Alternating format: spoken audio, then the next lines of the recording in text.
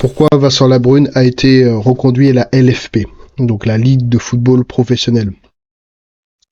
On va déjà tout d'abord voir le parcours de Vincent Labrune, ensuite celui qui l'opposait, Cyril Linette, et puis après on verra directement la composition de la LFP et on va pouvoir constater différents éléments intéressants. Quelles ont été les stratégies des deux protagonismes pour la réélection. Tout d'abord, donc Vincent Labrune, au niveau de son parcours footballistique, il est évidemment intéressant puisqu'il a passé donc déjà du temps à l'Olympique de Marseille en tant que président entre 2011 et 2016 et puis ensuite il est passé directement à la Ligue de football professionnel donc à partir de l'année 2020. Ensuite donc on a Cyril Linette donc qui vient qui est journaliste et dirigeant d'entreprise française. Ça c'est évidemment un point intéressant. Il a été donc directeur général du PMU, directeur général de l'équipe et puis aussi directeur des sports du groupe Canal+. Donc il a un lien peut-être particulier évidemment avec Canal+, qui eux sont assez opposés pour des raisons plutôt commerciales à Vincent Labrune. Donc pour différentes raisons que j'ai pu évoquer notamment lors de ma vidéo donc sur DAZN. Ensuite donc on a donc le conseil d'administration de la LFP. On a tout d'abord donc les représentants des clubs de Ligue 1, notamment le tonton Nasser, donc du Paris Saint-Germain. On a Jean-Pierre Caillot du Stade de Reims. Donc là, ce qui est intéressant, c'est que c'est un club un peu plus de taille moyenne, voire même petit évidemment par rapport au PSG. On a le Toulouse aussi, donc Damien Comolli. On a aussi Olivier Létang de LOSC. Ensuite, on a Pablo Longoria de l'Olympique de Marseille. Encore une fois, une grosse, trois grosses structures. Ensuite, on a l'OGC Nice avec Jean-Pierre Rivière et Juan Sartori, donc qui est de l'AS Monaco. Ensuite, on a quelques représentants de clubs de Ligue 2, donc AS Amiens et Rodez AF, avec Bernard Joannin et Pierre-Olivier Murat.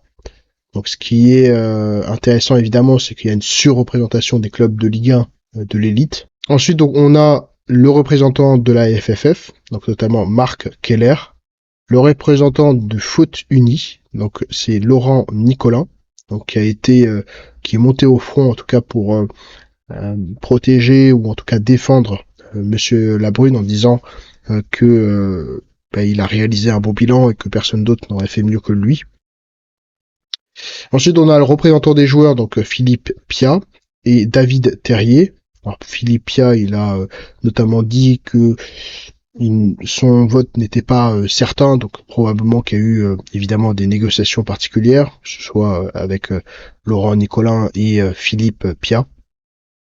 Ensuite, on a le représentant des éducateurs, donc Jackie Bonneveille, le Collège des Indépendants, avec Vincent Labrune, Cyril Linette, qui est déjà présent ici, et Karl Olive.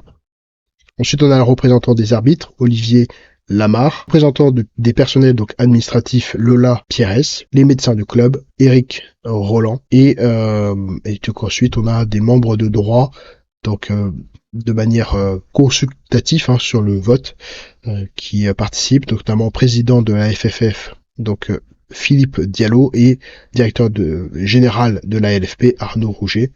Après, je sais pas le mode de vote, mais en tout cas, il semble en tout cas que c'est le conseil d'administration qui vote évidemment pour la réélection ou l'élection tout simplement du président. Ensuite, donc on a un aspect qui est intéressant et qui va justifier peut-être aussi un aspect de la défense de Vincent Labrune, c'est que sur LFP Média, en fait sur la Ligue 1, d'une manière générale, il y a eu une découpe d'un certain nombre d'activités.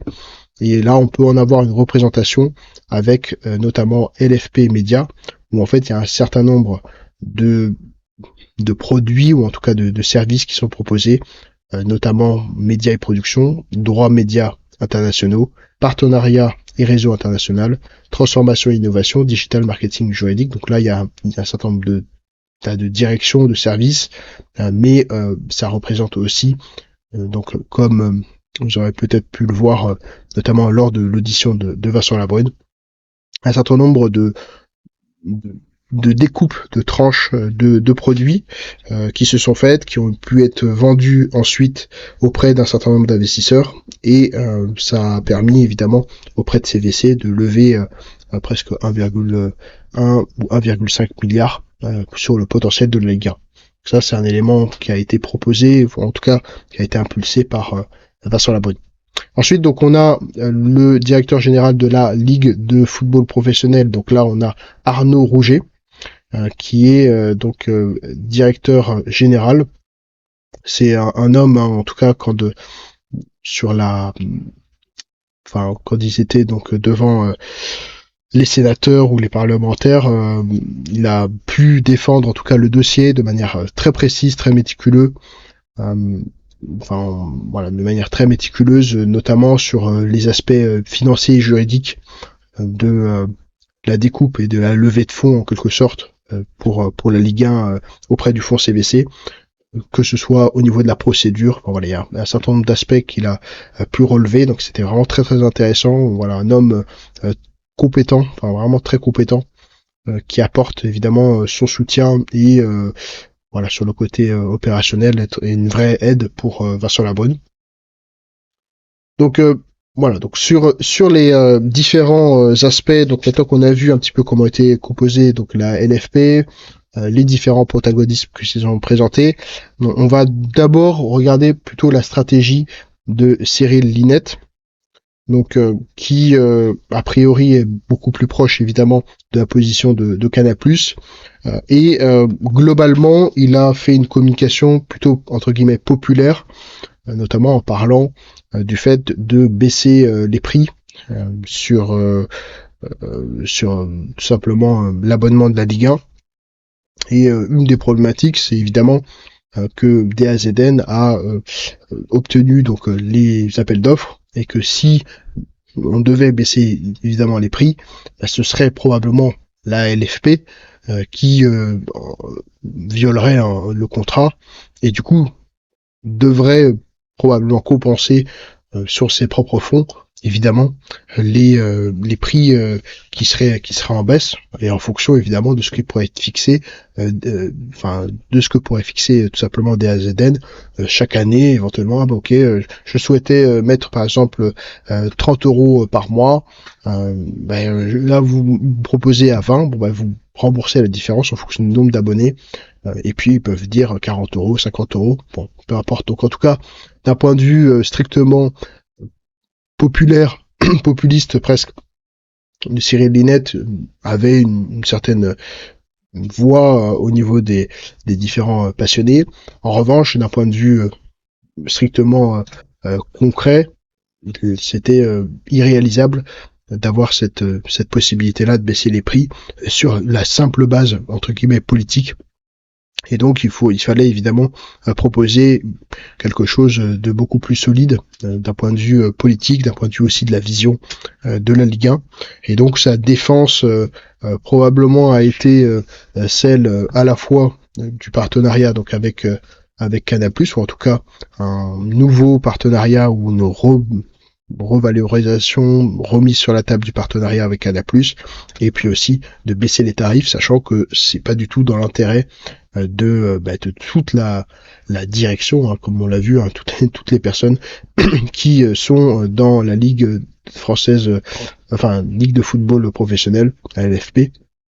Et d'ailleurs, toutes ces personnes qui font évidemment monter, on a pu le voir, les différents frais de fonctionnement, à tort ou à raison, hein, de certaine façon, peut-être apportent aussi leur vision et leur contact, leur réseau pour pouvoir promouvoir à l'international évidemment la Ligue 1.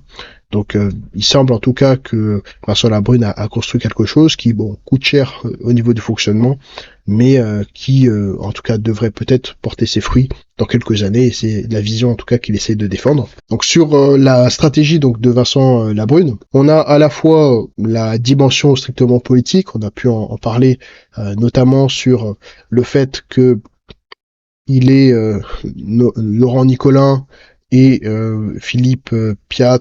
Il a proposé peut-être des postes ou maintien de postes pour ces personnes-là. Donc là, il y a une dimension strictement politique sur laquelle nous, on n'a pas forcément, en tout cas moi personnellement, j'ai pas d'informations sur le sujet.